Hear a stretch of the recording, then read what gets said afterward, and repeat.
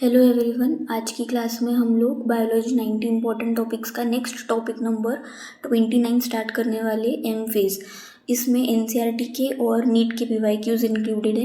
NCERT में जितने भी ट्रिकी क्वेश्चंस इंक्लूड हो सकते थे वो सारे मैंने इंक्लूड किए। फर्स्ट क्वेश्चन से स्टार्ट करते हैं। क्वेश्चन नंबर फर्स्ट गिवन है हमको, consider the following statement regarding the M phase. First statement हमको गिवन है, it is the most dramatic period of the cell cycle involving a major reorganisation of virtually all the components of the cell. Statement एकदम correct है। M phase मतलब ही mitotic phase, इसके लिए cell cycle का सबसे most dramatic period ये NCERT में गिवन है। उसके बाद उसमें क्या होता है, जितने भी कंपोनेंट्स रहते हैं सेल के उसमें क्या होता है, रीऑर्गेनाइजेशन होता है। सेकेंड स्टेटमेंट गिवन है, since the number of chromosomes in the parent and progeny cells is the same it is also called as reductional division. अब स्टेटमेंट क्या बोल रहा है कि नंबर ऑफ क्रोमोसोम्स पेरेंट में और प्रोजेनी में सेम है, तो उसको हम रिडक्शनल बोलेंगे क्या? नहीं, उसको हम क्या बोलेंगे? Equational division. तो ये स्टेटमेंट कैसा है? रॉन्ग। रिडक्शनल के बदले क्या आना चाहिए था? इक्वेशनल। थर्ड स्टेटमेंट गिवन है, M phase starts with the nuclear division corresponding to the separation of daughter chromosomes. ये स्टेटमेंट कैसा है? एकदम करेक्ट है। एम फेज में क्या होता है? न्यूक्लियर डिवीजन होता है और उसमें क्या होता है? डॉटर क्रोमोसोम्स फॉर्म होते हैं। हमको क्या पूछा है? Which of the statements given above are correct. Correct statements हमको पूछे है, तो फर्स्ट और थर्ड हमारे क्या है? Correct statement. तो ऑप्शन कौन सा आएगा? Option number B, 1 and 3 only. Next question given है, which of the following events marks the initiation of condensation of chromosomal material. जो भी हमारा क्रोमोसोमल मटेरियल है, कंडेंसेशन कब स्टार्ट होता है? प्रोफेज, मेटाफेज, एनाफेज, टीलोफेज, ऐसी 4 स्टेजेस रहती है। तो इनिशिएशन कहाँ से होता है? प्रोफेज से होता है। तो यहाँ पर आंसर क्या आएगा हमारा? The beginning of the prophase. इसका करेक्ट ऑप्शन कौन सा रहेगा? Option number B. बहुत ईजी क्वेश्चन था। नेक्स्ट थर्ड है assertion reason based. Assertion given है, the new DNA molecules formed during the S and G2 phase of the interphase are distinct and clearly visible as separate strands। अब जो हमारे DNA molecules रहते हैं वो distinct रहते हैं क्या? नहीं, वो एकदम डिस्टिंक्ट नहीं रहते। नॉट डिस्टिंक्ट, डिस्टिंक्ट नहीं रहते वो, बल्कि कैसे रहते हैं? इंटरट्विन रहते हैं, एक दूसरे के अंदर ऐसे मिक्सड अप रहते हैं, तो वो डिस्टिंक्ट नहीं रहते। तो यहाँ पर जो हमारा असर्शन है वो क्या हो गया है? रॉन्ग। रीजन हमको गिवन है, during the S and G2 phases the DNA molecules are intertwined. यही अभी हमने डिस्कस किया कि जो भी हमारा डीएनए मॉलिक्यूल रहता है एस फेज और G2 फेज में वो कैसा रहता है? इंटरट्विन्ड रहता है, डिस्टिंक्ट नहीं रहता है। तो हमारा रीजन कैसा है? करेक्ट है। तो इसका करेक्ट ऑप्शन कौन सा आएगा? Assertion is false but reason is true, option number D. Next question number fourth given है, complete the sentence accurately according to the text. The chromosomal material becomes dash during the process of chromatin condensation। अब chromatin condensation ये process कौन सी stage हमको बता रही है? Prophase. अब प्रोफेज के अंदर जो हमारा क्रोमोसोमल मटेरियल रहता है वो कैसा होता है? अनटैंगल्ड हो जाता है। एंटैंगल्ड कब रहता है? जो हमारा ऑप्शन नंबर ए है वो कब रहता है? इंटरफेज में रहता है। और जो हमारा क्रोमोसोमल मटेरियल है वो अनटैंगल होना कब चालू होता है? प्रोफेज के अंदर। तो प्रोसेस ऑफ हमको क्रोमैटिन कंडेंसेशन बोला है, मतलब प्रोफेज के लिए बोला है। तो हमारा जो क्रोमोसोमल मटेरियल है वो क्या होता है? अनटैंगल होना स्टार्ट होता है। तो इसका करेक्ट ऑप्शन कौन सा आएगा? Option number B. अगर हमको इंटरफेज के लिए पूछते थे तो ऑप्शन कौन सा आता था? ऑप्शन नंबर ए, एंटैंगल्ड। डुप्लीकेट कब होता है? एस फेज में होता है। और इनविजिबल तो रहता ही है, विजिबल ही रहते हैं हमको माइक्रोस्कोप के अंदर। नेक्स्ट क्वेश्चन नंबर 5 गिवन है, identify the incorrect statement regarding the mitotic apparatus। Incorrect मतलब फॉल्स स्टेटमेंट बताना है। It consist of 2 asters together with the spindle fibres. Correct statement है, 2 एस्टर्स रहते हैं और बीच में क्या रहता है? स्पिंडल फाइबर्स रहते हैं। It is formed during the prophase. Correct है। कब बनता है माइटोटिक apparatus? प्रोफेज के स्टेज में बनता है। तो फर्स्ट सेकेंड दोनों भी स्टेटमेंट कैसे? करेक्ट है। उसके बाद गिवन है, asters are microtubules radiate by the centrosomes. ये भी स्टेटमेंट कैसा है? करेक्ट है। जो भी एस्टर्स रहते हैं उसी को हम क्या बोलते हैं? माइक्रोट्यूब्यूल्स बोलते हैं। और वो कहाँ से एमिट होते हैं? सेंट्रोसोम्स में से। डी गिवन है हमको, it is formed only after the complete disintegration of the nuclear envelope. अभी जो डी वाला स्टेटमेंट गिवन है, complete disintegration of nuclear envelope, ये कौन से फेज को डिस्क्राइब कर रहा है? मेटाफेज को। और अभी हमने क्या डिस्कस किया, माइटोटिक अपैरेटस कहाँ पर फॉर्म होता है, कौन सी स्टेज में? प्रोफेज वाली स्टेज में। डी वाला मेटाफेज स्टेज को डिपिक्ट कर रहा है, तो यहाँ पर इनकरेक्ट स्टेटमेंट कौन सा हो जाएगा? ऑप्शन नंबर डी, क्योंकि माइटोटिक अपैरेटस मेटाफेज में फॉर्म नहीं होता है, कब फॉर्म होता है? प्रोफेज में। Next question number 6, match the pairs है Golgi complex and of prophase, इसके बारे में बताना है। गोल्गी कॉम्प्लेक्स, जो गोल्गी कॉम्प्लेक्स है वो हमको माइक्रोस्कोप में दिखता है क्या? जब प्रोफेज एंड होने वाला रहता है, नहीं दिखता है। तो ए का कौन सा आएगा? Second, do not show when viewed under the microscope, तो ए का कौन सा आएगा? 2। सेंट्रोजोम, सेंट्रोजोम क्या आएगा? Begin to move towards the opposite poles, तो बी का क्या आएगा? 3rd। उसके बाद गिवन है क्रोमोजोमल मटेरियल। क्रोमोजोमल मटेरियल क्या होता है? कंडेंस होना स्टार्ट होता है और क्या फॉर्म होता है उससे? माइटोटिक अपैरेटस फॉर्म होता है, तो इसका क्या आएगा? सी का 4, condense to form compact mitotic chromosomes, तो सी का क्या आएगा? 4 आएगा। न्यूक्लियोलस, फर्स्ट ऑप्शन बचा है, फर्स्ट ऑप्शन हमको क्या गिवन है? रेडिएट आउट माइक्रोट्यूब्यूल्स, लेकिन जो न्यूक्लियोलस है वो रेडिएट आउट माइक्रोट्यूब्यूल्स रहता है क्या? नहीं, वो क्या रहता है? एस्टर रहता है, तो न्यूक्लियोलस, इसका भी क्या आएगा फिर?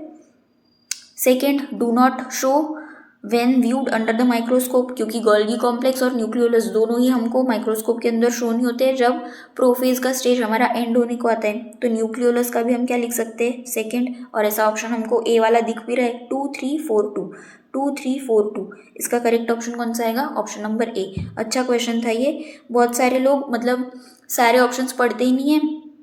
अगर फर्स्ट वाला ऑप्शन बच गया है तो उसको फर्स्ट वाले के साथ पेयर अप कर देते हैं बिना पढ़े, तो हमको ऐसा नहीं करना है, सारे ऑप्शंस को मैच करके एक बार देखना है। तो यहाँ पर डी का भी क्या आ रहा है? 2 आ रहा है, ए का भी क्या आ रहा है? 2 आ रहा है। करेक्ट ऑप्शन कौन सा रहेगा? ऑप्शन नंबर ए।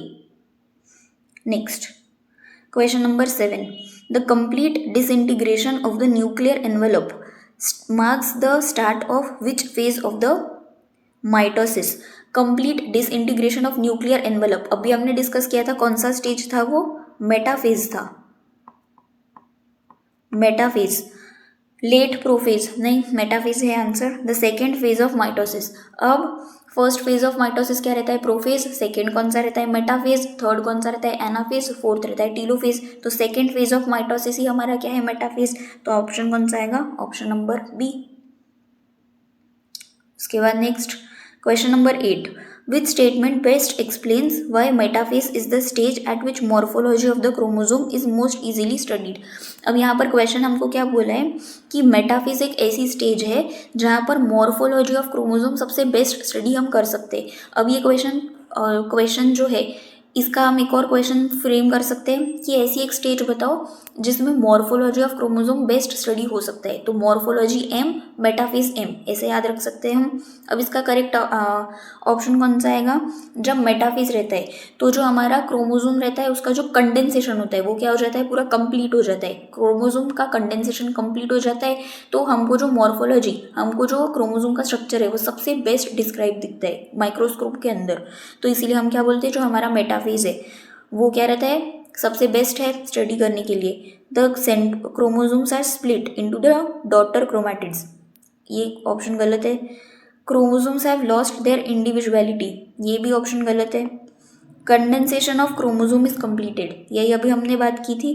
करेक्ट ऑप्शन कौन सा रहेगा? C, the nuclear envelope has just began to disintegrate, ये भी गलत ऑप्शन है। तो इसका करेक्ट ऑप्शन कौन सा रहेगा? Option number C. Next question number 9 given है, regarding the structure of metaphase chromosome which of the following is true.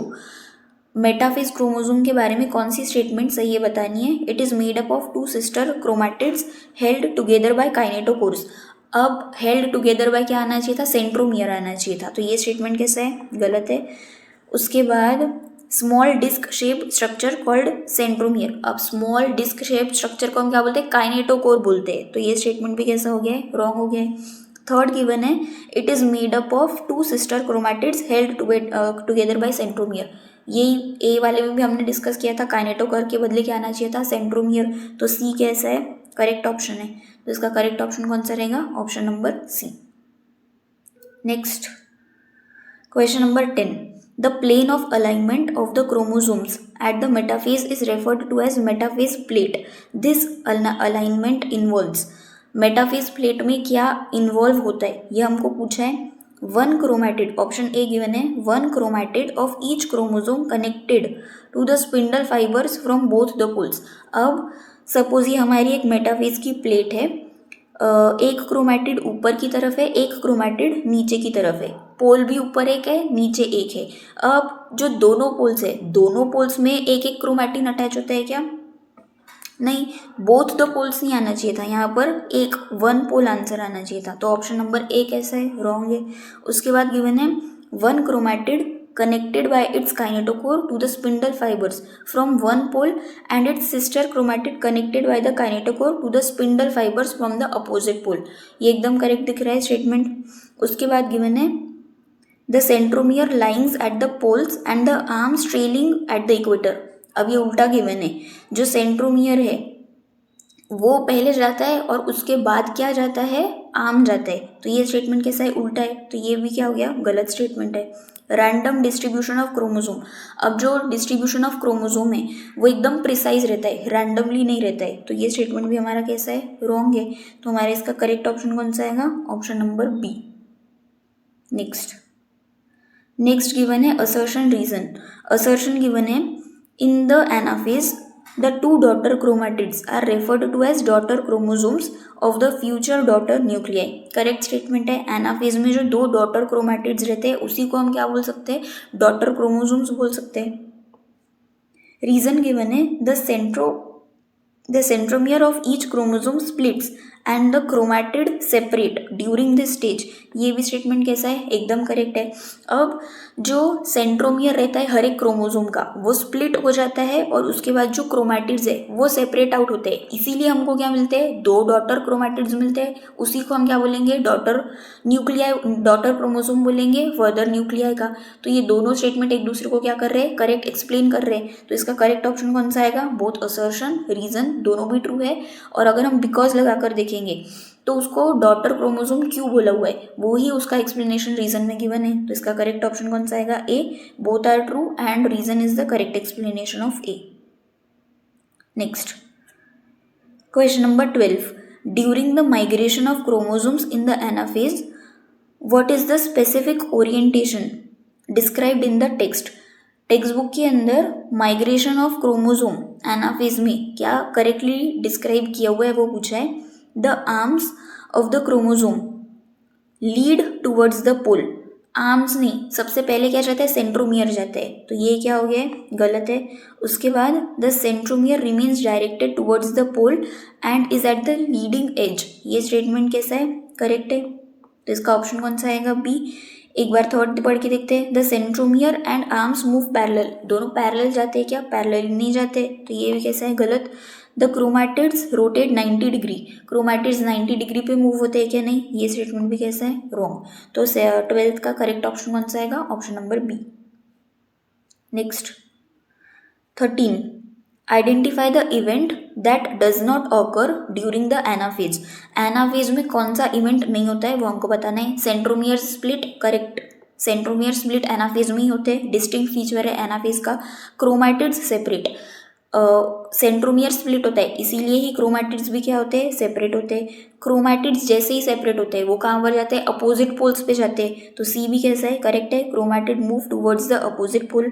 D given है chromosomes cluster at the opposite spindle poles. अब ये कब होता है? टीलोफेज के अंदर होता है। जो भी क्रोमोसोम्स है वो जो अपोजिट स्पिंडल पोल्स है वहाँ जाकर जमा हो जाते हैं, तो इसका ऑप्शन कौन सा आएगा? ऑप्शन नंबर डी, क्योंकि हमको एनाफेज में क्या नहीं होता है वो पूछा था, तो डी वाला कहाँ पर होता है? टीलोफेज में होता है। करेक्ट ऑप्शन कौन सा आएगा फिर? Option number D. Next 14, in the telophase the chromosomes that have reached their respective poles condense further to become visible.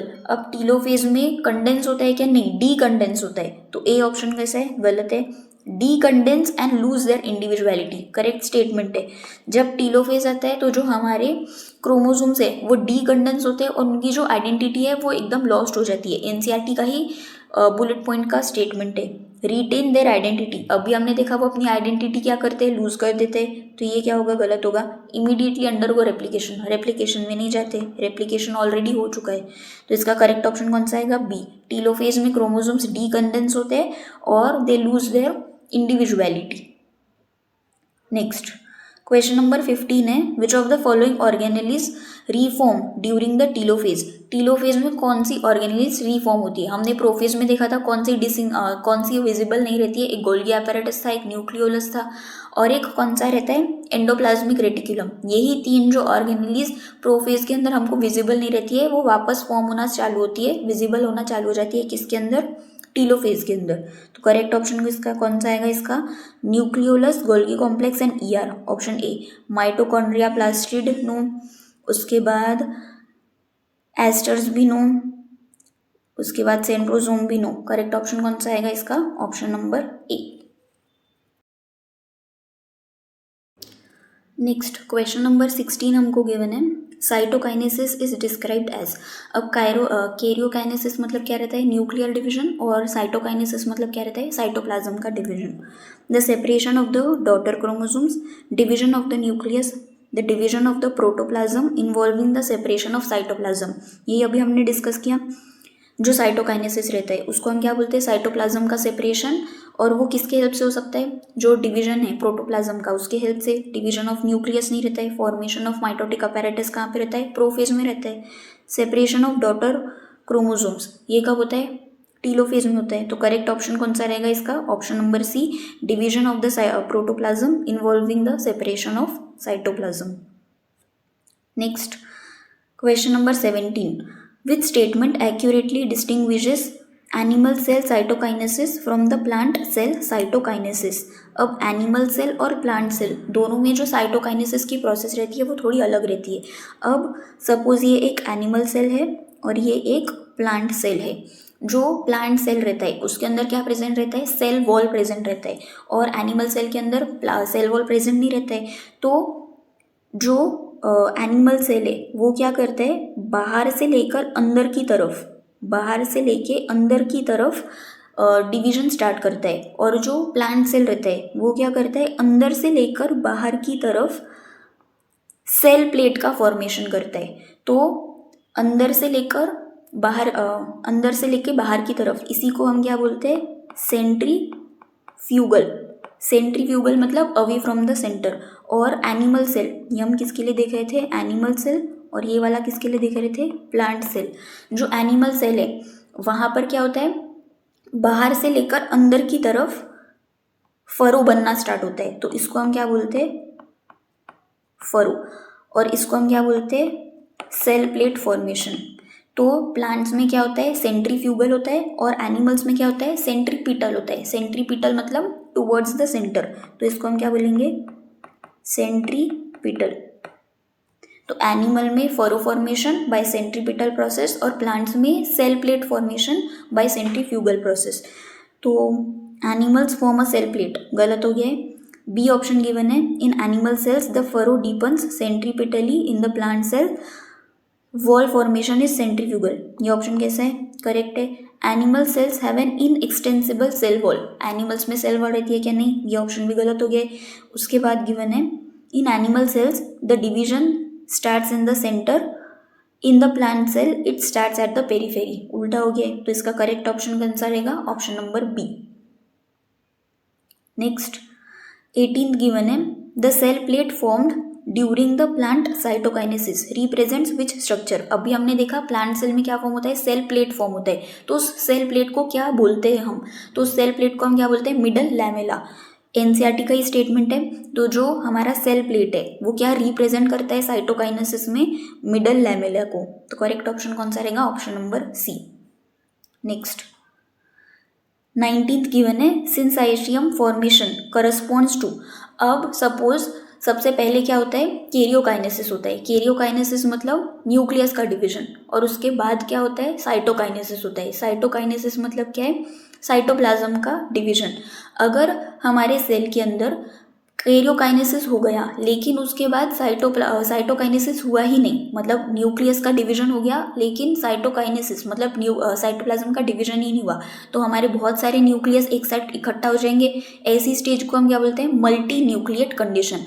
Multi nucleate condition, इसी को और हम क्या बोल सकते हैं? Syncytium formation. तो यहाँ पर क्या गिवन है? Cytokinesis followed by karyokinesis. उल्टा हो गया है, तो ये ऑप्शन क्या हो गया है? गलत। सेकेंड ऑप्शन गिवन है हमको karyokinesis not followed by cytokinesis. ये ऑप्शन कैसा है? करेक्ट है। कैरियोकाइनेसिस मतलब न्यूक्लियर डिवीजन तो हो गया है लेकिन उसके बाद साइटोकाइनेसिस मतलब साइटोप्लाज्म का डिवीजन नहीं हुआ है, उसी के कारण क्या होता है?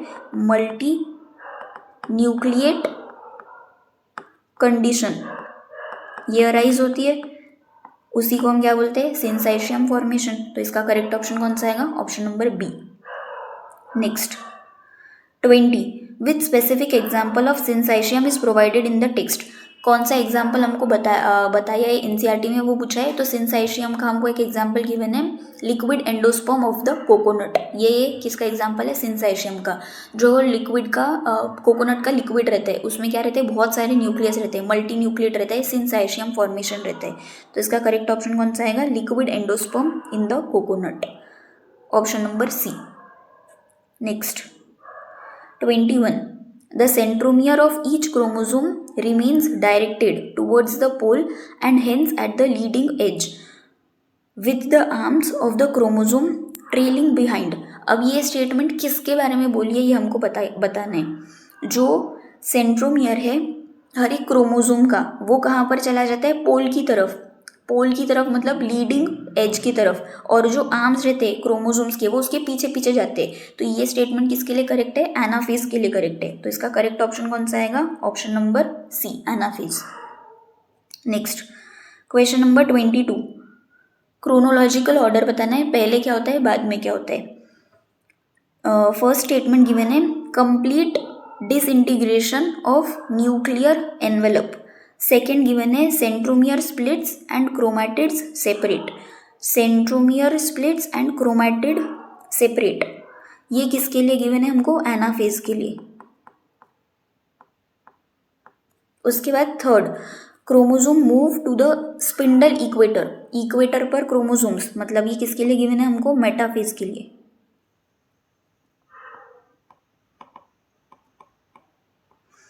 फोर्थ गिवन है, क्रोमोसोमल मटेरियल बिकम्स अनटैंगल्ड। ये किसके लिए गिवन है हमको?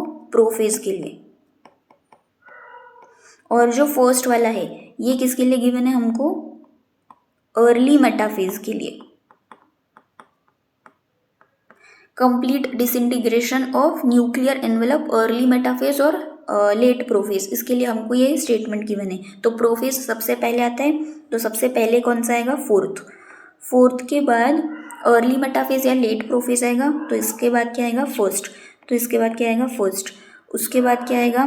मेटाफेज आएगा। मेटाफेज मतलब थर्ड, तो इसके बाद आएगा थर्ड। मेटाफेज के बाद क्या आएगा? एनाफेज। तो एनाफेज मतलब टू। इसका करेक्ट ऑप्शन कौन सा रहेगा? ऑप्शन नंबर ए। बस हमको स्टेटमेंट पता रहना चाहिए कौन सी स्टेज को डिस्क्राइब कर रहा है, और उसके बाद स्टेज को सिर्फ अरेंज करना है, प्रोफेज, मेटाफेज, एनाफेज और फिर telophase. Next, during which stage do the chromosomes cluster at the opposite spindle poles. कौन सी स्टेज में जो हमारे क्रोमोसोम से क्लस्टर जमा हो जाते हैं अपोजिट स्पिंडल पोल्स पे and lose their identity as discrete elements. अब भी हमने डिस्कस किया था कहाँ पर जाकर जमा हो जाते हैं, कौन सी स्टेज में? टीलोफेज में। और जो क्रोमोसोम से उसकी आइडेंटिटी क्या हो जाती है? लॉस हो जाती है। तो ये कब का फेज है? टीलोफेज, लास्ट स्टेज में ये होता है। करेक्ट ऑप्शन कौन सा रहेगा? Option number C, telophase. Next है, in the plant cell wall formation starts in. अब वॉल फॉर्मेशन कहाँ से स्टार्ट होती है? अंदर से लेके बाहर तक होती है। तो कहाँ पर स्टार्ट होती है? सेंटर पर स्टार्ट होती है। तो पेरीफेरी, पेरीफेरी गलत है। यहाँ पर क्या आएगा? Centre, centre of the cell and grows. अब वो अंदर की तरफ, अंदर से ही स्टार्ट हो रही है, सेंटर से ही स्टार्ट हो रही है, तो अंदर की तरफ थोड़ी ग्रो करेगी। कहाँ की तरफ ग्रो करेगी? बाहर की तरफ। उसी को हम क्या बोल रहे थे? सेंट्रीफ्यूगल। तो यहाँ पर क्या आएगा? And grows outward to meet the existing lateral walls. तो इसका करेक्ट ऑप्शन कौन सा रहेगा? Option number C, centre outward. बस एक वो जो डायग्राम मैंने बताई वो माइंड में ध्यान में रखेंगे तो प्लांट और एनिमल दोनों में कन्फ्यूजन ही नहीं होगा। Next question number 25, which of the following statements about the metaphase plate is false. कौन सी गलत है वो बताना है। It is the plane of alignment of chromosomes. Alignment of chromosomes at the metaphase correct है। It involves chromosomes moving to the spindle equator, जो chromosome से स्पिंडल इक्वेटर पे मूव करते करेक्ट है। It is the physical structure formed by the fusion of spindle fibres. अब ये कोई physical structure रहता है क्या मेटाफेज प्लेट? नहीं, फिजिकल स्ट्रक्चर नहीं रहता है, वो सिर्फ क्या बताता है, प्लेन बताता है, प्लेन ऑफ अलाइनमेंट। तो ये स्टेटमेंट कैसा है, रॉन्ग है। It is characterised by the alignment along the equator, ये स्टेटमेंट करेक्ट है। फॉल्स पूछा था तो करेक्ट ऑप्शन कौन सा आएगा इसका, ऑप्शन नंबर सी, क्योंकि कोई फिजिकल स्ट्रक्चर नहीं रहता है मेटाफेज प्लेट, सिर्फ वो एक प्लेन बताता है of alignment. Next assertion reason. Assertion given है, plant cells cannot undergo cytokinesis by the following method observe in the animal cells. Correct है, फॉलोइंग मेथड हमको किस में दिखती है, एनिमल सेल में दिखती है, प्लांट सेल में नहीं दिखती है, तो ये स्टेटमेंट कैसा है, करेक्ट है। रीजन गिवन है, plant cells are enclosed by a relatively inextensible cell wall. अब प्लांट्स के पास क्या रहता है, इनएक्सटेंसिबल रिजिड सेल वॉल रहती है, तो इसके कारण वहाँ पर फॉलोइंग मेथड पॉसिबल ही नहीं है, इसीलिए वो एनिमल में प्रेजेंट है, प्लांट्स में एब्सेंट है। प्लांट्स में सेल वॉल प्रेजेंट नहीं है, इसीलिए उसमें फॉलोइंग हो सकता है, तो ये स्टेटमेंट भी कैसा है, करेक्ट है। और दोनों स्टेटमेंट क्या है, एक दूसरे को करेक्टली एक्सप्लेन कर रहे हैं कि प्लांट में फॉलोइंग मेथड क्यों नहीं होती है, क्योंकि प्लांट में क्या प्रेजेंट है, सेल वॉल प्रेजेंट है, तो दोनों एक दूसरे को एक्सप्लेन कर रहे हैं। तो ऑप्शन कौन सा आएगा, option number A, both assertion and reason are true and reason is the correct explanation of A. Next 27, when viewed under the microscope, cells at the end of prophase do not show. Cell, और अभी हमने discuss किया कौन से दो organelles हमको नहीं दिखते हैं, तीन देखे थे हमने, एक न्यूक्लियोलस था, एक गोल्गी apparatus था और एक एंडोप्लाज्मिक रेटिकुलम था, ये हमको व्यू नहीं होते प्रोफेज के बाद। तो यहाँ पर क्रोमोसोम्स नहीं, स्पिंडल फाइबर्स नहीं, Golgi complex and endoplasmic reticulum, easy question था। Next 28, the distribution of mitochondria and plastid between the two daughter cells. अब माइटोकॉन्ड्रिया और प्लास्टिड ये दोनों सेल ऑर्गेनेलिज जो दो डॉटर सेल्स है वहाँ पर कब डिस्ट्रीब्यूट होते हैं, कौन से फेज में डिस्ट्रीब्यूट होते हैं, एनाफेज में होते हैं क्या, नहीं, टीलोफेज में होते हैं क्या, नहीं, बिफोर कैरोकाइनेसिस, न्यूक्लियस डिवीजन के पहले ही डिस्ट्रीब्यूट हो जाते हैं क्या, नहीं, कब डिस्ट्रीब्यूट होते हैं, जब साइटोकाइनेसिस होता है, साइटोकाइनेसिस मतलब ही साइटोप्लाज्मिक डिवीजन होता है। ऑप्शन कौन सा आएगा इसका, option number B. Next 29, which phase is described as the stage which shows the key following events, chromosomes cluster at the opposite spindle poles। अब भी हमने बहुत बार देखा chromosomes cluster at opposite spindle poles, इसका क्या आता है, टीलोफेज। करेक्ट ऑप्शन कौन सा आएगा इसका, option number B, telophase. Next 30, in the context of metaphase kinetochores are described as. Kinetochores के बारे में कौन सा स्टेटमेंट है बताना है, large spherical structures. Kinetochores large रहते हैं क्या, नहीं, वो एकदम स्मॉल डिस्क शेप रहते हैं, तो ये ऑप्शन कैसा है, गलत है। Small disc shape structures at the surface of centromere, correct statement है। The site where chromatids are tightly fused, गलत है। Structures that radiate out microtubules, kinetochores रहते हैं क्या, वो नहीं, एस्टर्स रहते हैं, तो ये भी स्टेटमेंट कैसा है, रॉन्ग। तो काइनेटोकोर्स क्या रहते हैं, स्मॉल डिस्क लाइक स्ट्रक्चर्स रहते हैं, कहाँ पर प्रेजेंट रहते हैं, surface of centromere, option number B. Next 31, which of the following statements is incorrect regarding the prophase. Prophase के बारे में कौन सी गलत स्टेटमेंट है बताना है। It is the first stage of karyokinesis of the metaphase, correct है, फर्स्ट स्टेज रहती है माइटोसिस की। It follows S and G2 phases of the interphase, correct है। उसके बाद गिवन है the new DNA molecules formed are distinct. अब new DNA molecules are distinct, अब एक बार को और हमने क्वेश्चन ये डिस्कस किया था, डिस्टिंक्ट रहते हैं क्या, नहीं, नॉट डिस्टिंक्ट बट आर इंटरट्विन्ड, तो यहाँ पर ये स्टेटमेंट कैसा हो गया है, रॉन्ग है। Centromeres begin to move towards the opposite poles of the cell. ये स्टेटमेंट भी प्रोफेज के लिए गिवन है, डी वाली जो स्टेटमेंट है। तो इसका करेक्ट ऑप्शन कौन सा रहेगा? सी, क्योंकि जो डीएनए मॉलिक्यूल्स रहते हैं वो डिस्टिंक्ट रहते हैं क्या? नहीं, नॉट डिस्टिंक्ट रहते हैं, बल्कि वो कैसे रहते हैं? एक दूसरे के अंदर मिक्सड अप रहते हैं, इंटरट्विन्ड रहते हैं। तो करेक्ट ऑप्शन कौन सा रहेगा इसका? सी। नेक्स्ट 32, मैच द पेयर्स है morphology of chromosomes most easily studied. अभी हमने डिस्कस किया था, मॉर्फोलॉजी आया तो क्या टिक करना है हमको? मेटाफेज एम ऐसे याद रखना है। तो ए का क्या आएगा? 2। Centromere split and chromatid separate, किसके लिए करेक्ट है? ये एनाफेज के लिए। तो ए का बी का क्या आएगा? फर्स्ट। उसके बाद है क्रोमोसोम्स लूज देयर इंडिविजुअलिटी, किसके लिए करेक्ट है? ये टीलोफेज के लिए। तो सी का क्या आएगा? 4। उसके बाद गिवन है क्रोमोसोमल मटेरियल कंडेंसेस, कंडेंसेशन कहाँ पर होती है? प्रोफेज में। तो डी का क्या आएगा? 3। 2143, 2143 ऑप्शन कौन सा आएगा? Option number A. Next, the conversion of cytoplasm into two daughter cell is achieved by karyokinesis. Conversion of cytoplasm, cytoplasm बोला है तो क्या आएगा इसका आंसर? साइटोकाइनेसिस। करेक्ट ऑप्शन कौन सा रहेगा इसका? C. Segregation of duplex chromosomes, formation of metaphase plate, गलत है। आंसर क्या आएगा इसका? Cytokinesis.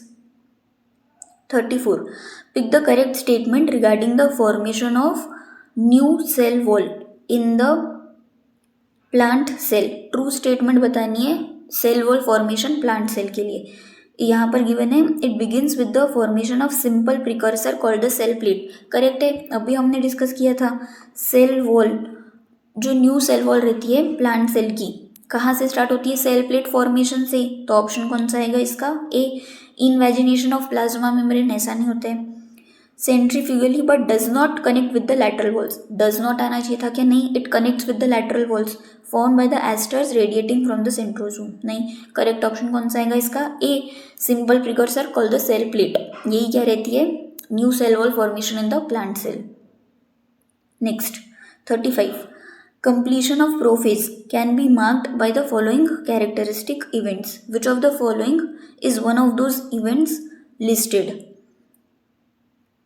completion of prophase, completion of prophase का करेक्ट स्टेटमेंट बताना है कि कौन सा इवेंट होता है। Chromosomes align eight the metaphase plate, chromosomes which has undergone duplication during the interphase begins to move towards the opposite poles. Chromosome separate and move to the opposite poles, ये किसके लिए गिवन है? Anaphase के लिए। Nuclear envelope develops around the chromosome clusters, ये भी नहीं है प्रोफेज का कंप्लीशन। इसका ऑप्शन कौन सा आएगा? Option number B. ए वाला किसके लिए करेक्ट है? मेटाफेज के लिए करेक्ट है। बी वाला जो स्टेटमेंट है centrosome which has undergone duplication during the interphase, interphase के बाद ही कब होता है? Completion of prophase begins to move towards the opposite poles। ये करेक्ट, ये एग्जैक्ट लाइन किसके बारे में गिवन है हमको? प्रोफेज में गिवन है। करेक्ट ऑप्शन कौन सा आएगा इसका? Option number B. Next question NEET 2022 का है। Which of the following never occurs during the mitotic cell division. Mitosis में क्या कभी नहीं होता है? Spindle fibres attach to the kinetochores of the chromosomes, ये होता है माइटोसिस में। Movement of centrioles towards the opposite poles, ये भी करेक्ट है। पेयरिंग ऑफ होमोलॉगस क्रोमोसोम, अब पेयरिंग ऑफ होमोलॉगस क्रोमोसोम किसका फीचर है? मियोसिस का फीचर है। तो ये माइटोसिस में होता है क्या? नहीं, वही हमको पूछा था, not occur during the mitosis. Correct option कौन सा है इसका? Option number C. Coiling and condensation of chromatids, ये भी प्रोफेज में रहता है। ऑप्शन कौन सा आएगा इसका फिर? Option number C. नेक्स्ट है नीट 2023 का मैच द पेयर्स है। फर्स्ट हमको गिवन है एम फेज, उसके बाद हमको गिवन है G2 फेज, क्वीसेंट फेज और G1 phase, metaphase phase. M phase अभी हमने देखा था क्या था? इक्वेशनल डिवीजन, तो इसका क्या आएगा? 4। ए का क्या आएगा? 4। ए का 4 मतलब सी और डी ऑप्शन क्या हो गए? गलत। G2 फेज में क्या होता है? प्रोटीन सिंथेसिस होता है, तो बी का क्या आएगा? 1, बी का 1। उसके बाद आखिरी दो भी देख लेते हैं। सी का क्या आएगा? क्वीसेंट स्टेज क्या रहता है? इनएक्टिव फेज रहता है, तो सी का क्या आएगा? 2। उसके बाद D G1 phase interval between the mitosis and initiation of the DNA replication, यही क्या है, G1 फेज है, तो डी का क्या आएगा 3। तो करेक्ट ऑप्शन क्या आएगा इसका B. Match the pair easy था बहुत। नेक्स्ट, नीट 2024 का गिवन है। इस टॉपिक में से एक ना एक क्वेश्चन डेफिनेटली नीट में आता ही है, हर ईयर में एक क्वेश्चन आ ही रहे। इसके बाद गिवन है, following are the stages of cell division, gap 2 phase, cytokinesis, synthesis, karyokinesis, gap 1 phase. हमको करेक्टली अरेंज करके बताना है। तो सबसे पहले क्या आएगा, गैप 1 आएगा, गैप 1 फेज आएगा, मतलब ही ई सबसे पहले आएगा, ई सबसे पहले आएगा। तो हमारा ऑप्शन नंबर ए और ऑप्शन नंबर सी गलत हो गए। अब ई के बाद यहाँ पर गिवन है एक जगह सी और बी। सी क्या है हमारा सिंथेसिस फेज और बी हमारा क्या है साइटोकाइनेसिस। गैप 1 के बाद ही साइटोकाइनेसिस आएगा क्या, नहीं, तो ई के बाद क्या आना चाहिए, सी। तो हमारा करेक्ट ऑप्शन क्या आएगा, डी। ऐसे टाइम सेव करने के लिए एलिमिनेट करके भी कर सकते हैं हम, एक बार पूरा चेक करके देखते हैं। ई सबसे पहले गैप 1 आएगा, हाँ। सी उसके बाद सिंथेसिस फेज मतलब एस फेज आएगा, ए उसके बाद गैप 2 आएगा, उसके बाद डी, डी मतलब कैरियोकाइनेसिस, न्यूक्लियर डिवीजन होगा। न्यूक्लियर डिवीजन के बाद क्या होता है, साइटोकाइनेसिस, साइटोप्लाज्म का डिवीजन। तो डी के बाद क्या आएगा, साइटोकाइनेसिस। तो करेक्ट ऑप्शन कौन सा हो जाएगा हमारा, ऑप्शन नंबर डी। तो हमने जो भी पूरा टॉपिक था उसके ऊपर एनसीईआरटी बेस्ड जितने भी ट्रिकी क्वेश्चंस रह सकते थे, assertion reason based, match the pairs, वो सारे डिस्कस कर लिए। अगर कोई भी डाउट रहता है तो आप कमेंट सेक्शन में पूछ सकते हैं। Thank you.